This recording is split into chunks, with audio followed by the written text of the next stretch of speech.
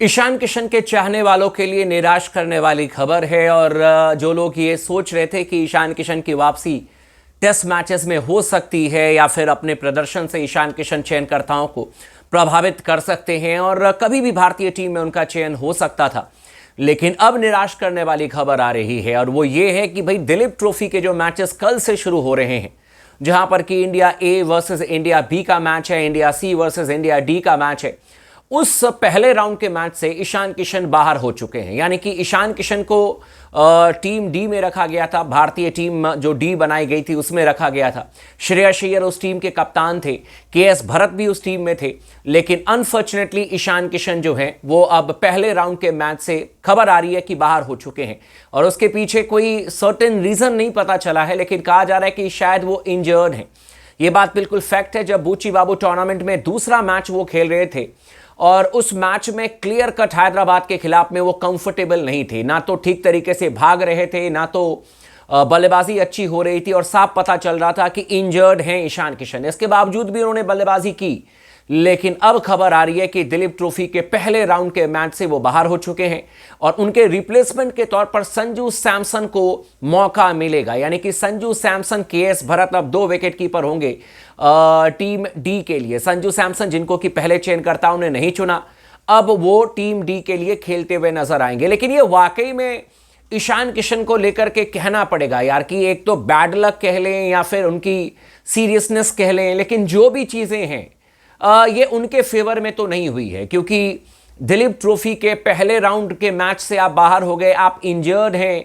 ये सब चीजें चयनकर्ता ज्यादा देर तक नोट नहीं करेंगे।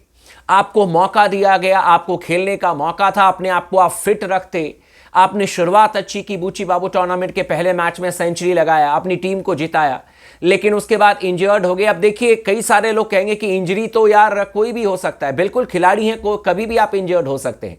लेकिन भाई एक चीज मैं आपको क्लियर कट बता दूं, चयनकर्ताओं के नजर में इस समय बहुत सारे विकेट कीपर हैं। ईशान किशन को अगर कहीं से भी भारतीय टीम में वापसी करनी है तो उनको किस्मत भी साथ में लेकर के चलना पड़ेगा।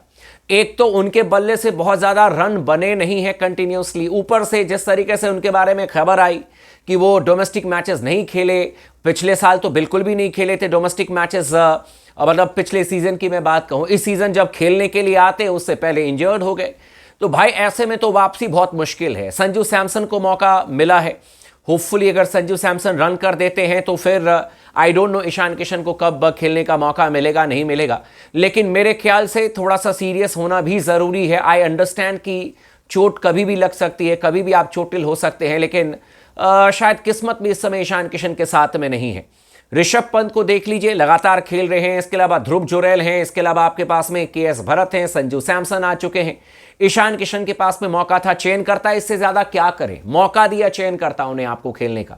लेकिन अनफॉर्चुनेटली अब जो खबर आ रही है उसके हिसाब से कि पहले राउंड के मैच से वो बाहर है। यानी कि जो मैच 5 तारीख से 8 तारीख के बीच में खेला जाएगा, कल से लेकर के 8 तारीख के बीच में, उसमें तो वो नहीं खेलेंगे।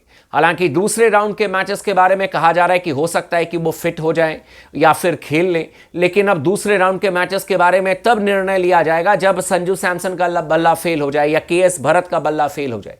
अगर संजू सैमसन रन कर देते हैं, के.एस. भरत रन कर देते हैं, तो ईशान किशन को फिर कहां से खिलाएंगे श्रेयस अय्यर। ये भी आपको ध्यान में रखने वाली बात है।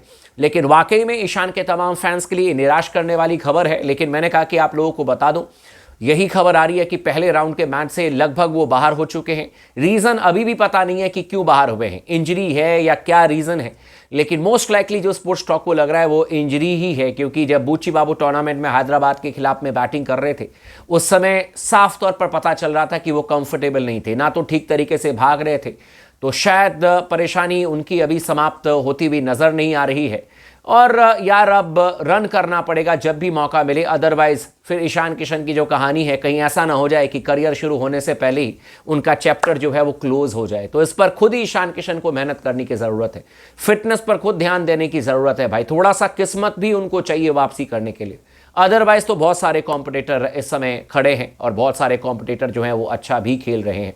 तो ये खबर आई है, तमाम दोस्तों से रिक्वेस्ट है लगातार बने रहें स्पोर्ट्स टॉक के साथ में। चैनल को सब्सक्राइब नहीं किया तो फटाफट ज़रूर कर लीजिएगा।